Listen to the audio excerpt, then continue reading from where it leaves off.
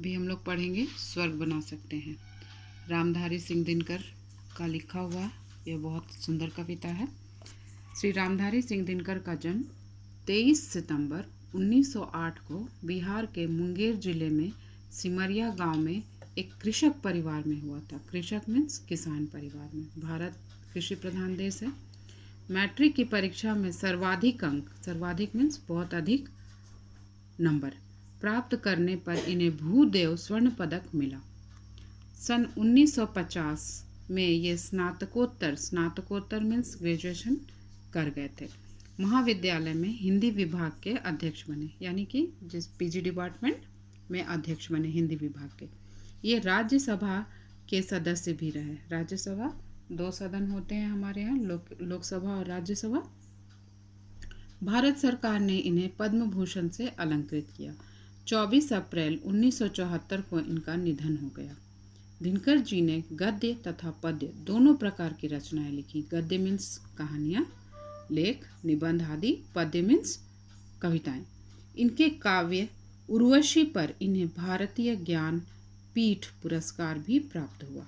कुरुक्षेत्र, रेणुका, हुंकार, रसवंती, रश्मिरथी, परशुराम की प्रतीक्षा इनकी प्रसिद्ध काव्य रचनाएं तथा भारतीय संस्कृति के 4 अध्याय इनकी प्रमुख गद्य रचना है। दिनकर जी की रचनाओं में राष्ट्रीयता की गूंज है, क्योंकि जिस समय ये लिख रहे थे भारतीय स्वतंत्रता संग्राम या स्वतंत्रता आंदोलन जोरों पर था। अब हम लोग चलते हैं कविता की ओर। स्वर्ग बना सकते हैं, यानी हम इस धरती पर किस तरह सुख, चैन और अमन ला सकते हैं, तभी तो हम धरती को स्वर्ग बना सकते हैं। धर्मराज यह भूमि किसी की नहीं कृत है दासी। आप सब जानते हैं कि महाभारत का युद्ध जो था उसमें बहुत नरसंहार हुआ था, और ऐसा भी नहीं कि किसी दूसरे राज्य के साथ या पड़ोसी देश के साथ था। अपने ही परिवार के लोग, सगे संबंधी एक दूसरे को मार रहे थे, तो उसमें बहुत अधर्म हुआ था। इसलिए भीष्म पितामह जो उस परिवार के वरिष्ठ सदस्य थे, उन्होंने युधिष्ठिर से कहा कि हे धर्मराज, यह भूमि किसी की नहीं कृत है दासी, कि यह धरती किसी की खरीदी हुई दासी नहीं है।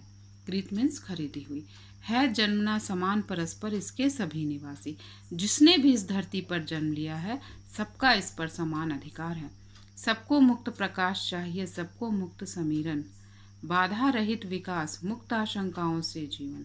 यानी जिसने भी इस धरती पर जन्म लिया है सबको शुद्ध हवा चाहिए, मुक्त प्रकाश चाहिए, यानी सबको प्रकाश चाहिए, ज्ञान रूपी प्रकाश चाहिए, शुद्ध हवा चाहिए, और बाधा रहित विकास, यानी उनके जीवन में जो विकास है उसमें कोई बाधाएं या अड़चनें नहीं होनी चाहिए। मुक्त आशंकाओं से जीवन, और जीवन में कोई डर, भय, समस्या नहीं होनी चाहिए। 3rd paragraph. लेकिन विघ्न अनेक अभी इस पथ पर अड़े हुए हैं, मानवता की राह रोक कर पर्वत अड़े हुए हैं। लेकिन मनुष्य के विकास के मार्ग में अभी बहुत सी बाधाएं, अड़चनें, भ्रष्टाचार और भी करप्शन जो हैं, बहुत सारी ऐसी बाधाएं मनुष्य का जो गुण होता है मानवता, उसको रोक कर खड़ी हैं। तो जब तक मनुष्य के अंदर मानवता नहीं रहेगी, मनुष्य का विकास संभव नहीं है।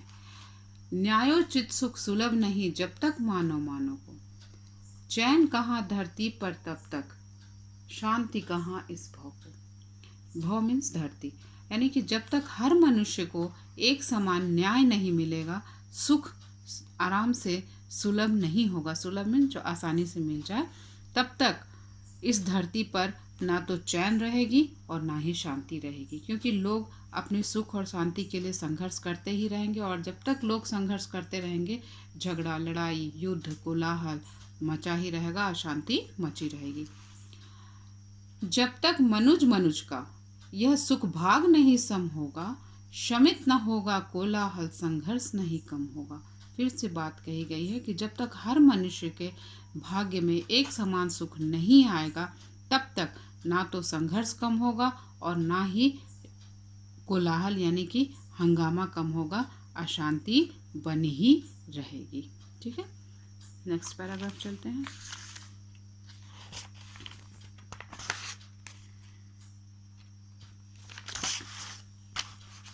उसे भूल वह फंसा परस्पर ही शंका में भय में, लगा हुआ केवल अपने में और भोग संचय में। लेकिन मनुष्य इस बात को भूल गया है कि सबको समान सुख चाहिए, सबको समान न्याय चाहिए। इस बात को वो भूल गया है। वो इतना स्वार्थी हो गया है कि सिर्फ अपने बारे में ही सोच रहा है और अपने लिए ही अधिक से अधिक धन संचित कर लेना चाहता है। वो अपने भविष्य से डरा हुआ है कि पता नहीं भविष्य में क्या हो जाए, इसलिए वो दूसरों की चिंता ही नहीं करता है। वो बिल्कुल सेल्फिश हो गया है, स्वार्थी हो गया है और सिर्फ अपने लिए ही संचय करने में लगा हुआ है। धन दूसरों के हिस्से का भी वो अपने हिस्से में कर लेना चाह रहा है।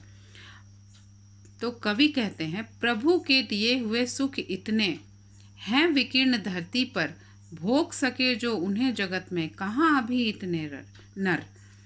कवि कहते हैं कि इस संसार में बहुत सारे सुख हैं जो फैले हुए हैं, उतने तो हम व्यक्ति भी नहीं, लोग भी नहीं हैं इस धरती पर जितनी सुख सुविधाएं यहाँ पर है।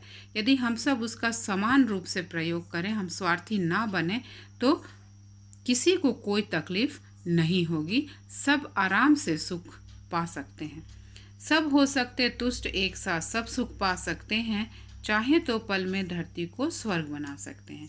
यदि हम चाहें और मिल बांट कर रहें, सब दूसरे के बारे में भी सोचें, स्वार्थी ना बने, तो हम संतुष्ट हो सकते हैं और सभी सुख जो है वो सबके भाग्य में आ सकता है और हम एक पल में इस धरती को स्वर्ग बना सकते हैं। स्वर्ग बना सकते हैं कैसे? सबके भाग में समान सुख देकर, न्याय देकर और स्वार्थी न बनकर।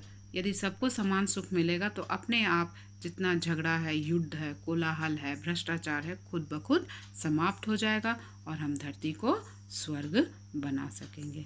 Thank you.